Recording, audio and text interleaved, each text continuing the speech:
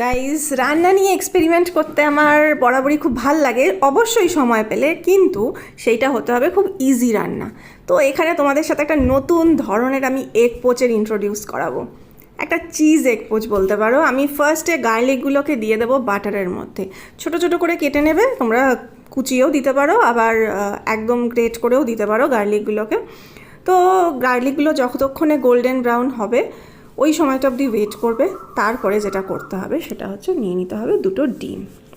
দুটো মোটামুটি তোমরা দেখতে পাচ্ছ যে ব্রাউন হয়ে এসছে। এখানে আমরা প্যানের মধ্যে আরেকটু বাটার ঘষে নিচ্ছি, কারণ আমি এখানে দুটো ডিম ইউজ করব, সেটা কিছুটা দেখতেও সুন্দর লাগবে। আর একটা কারণও আছে, সেই কারণের জন্য সেটা তোমাদেরকে বলছি। ফার্স্টে একটা ডিম আমরা ফাটিয়ে দিচ্ছি, এটা কিন্তু পোচ হবে, অমলেট নয়। তো ক্যামেরাটা একটু আমার সরে গেছিলো সেই কারণের জন্য। আচ্ছা, আমি আবার দেখিয়ে দিচ্ছি তোমাদেরকে, এই যে। আচ্ছা, ফার্স্টে একটা ডিম ফাটিয়ে নিলাম, দেন আরেকটা নেব। দুটো পোচ আমরা পাশাপাশি করব, ডবল এগ পোচ যেভাবে করে সেইভাবে। তো এই যে আরেকটা, আবার ক্যামেরা সরে গেছে, আবার দেখিয়ে দিলাম। সো পোচটাকে আমরা হতে দেবো। এটা কিন্তু হচ্ছে গার্লিকের উপর। গার্লিকটা তোমরা এমনভাবে ছড়িয়ে নেবে যাতে মোটামুটি দুটো পোচটাকেই কভার করে যায়, ঠিক আছে, যেভাবে আমি ঠিক দেখাচ্ছি। এরপরে আমরা উপর থেকে দিয়ে দেব বিট নুনও দিতে পারো, আমি এখানে পিঙ্ক সল্ট ইউজ করেছি, যেটা খুশি। কিছুটা দিয়ে দেবো অরিগ্যানো, কিছুটা দিয়ে দেবো গোলমরিচের গুঁড়ো, ঠিক আছে। পোচটাকে আমরা একটু শক্ত হতে দেব, কারণ বলছি এর উপর আমরা এবার ইউজ করব চিজ। চিজ তোমরা গ্রেট করেও দিতে পারো, অথবা চিজের স্লাইস, যেভাবে আমি দেবো, কারণ আমার ঘরে ইউজুয়ালি চিজের স্লাইসই থাকে, ঠিক আছে। তো আমি দেখাচ্ছি তোমাদেরকে, এই যে হচ্ছে আমুলের চিজ স্লাইস।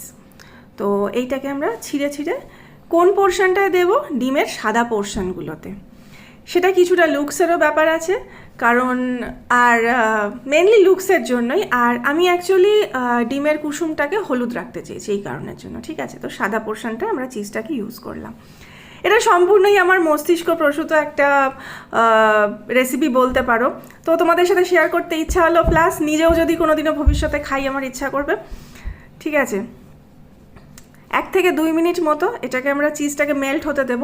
হয়ে গেলে এই যে আমরা কিন্তু পোচটাকে এইভাবে উল্টে দিলাম একটার সাথে আরেকটা। এবার আমরা যখন এটাকে কেটে খাবো, কি যে অপূর্ব লাগবে, যেমন দেখতে তেমন হয়েছে খেতে। মানে চিজের সাথে গার্লিক মিশলে না একটা অন্যরকমই ফ্লেভার সবসময় খাবারে চলে আসে।